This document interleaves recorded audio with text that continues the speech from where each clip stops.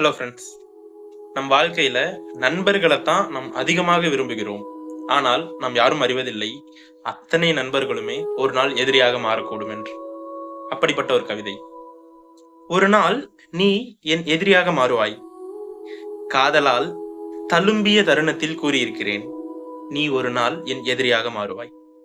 தோழமையில் நெகிழ்ந்த பொழுதில் கூறியிருக்கிறேன், நீ ஒரு நாள் என் எதிரியாக மாறுவாய். நட்புணர்ச்சியில் தழுத்த வேளையில் கூறியிருக்கிறேன், நீ ஒரு நாள் என் எதிரியாக மாறுவாய். விட்டு விலக மாட்டேன் என்னும் விம்மலை கேட்டு கூறியிருக்கிறேன், நீ ஒரு நாள் என் எதிரியாக மாறுவாய். அது அப்படித்தான் நிகழும், அது அப்படித்தான் நிகழ வேண்டும். கிறிஸ்து பிறந்த பின் 2000 வருடத்தில் எவ்வளவோ மாறிவிட்டன. மாறவே மாறாதது அன்பின் செடியில் நஞ்சின் கசந்த இலைகள் துரைப்பது.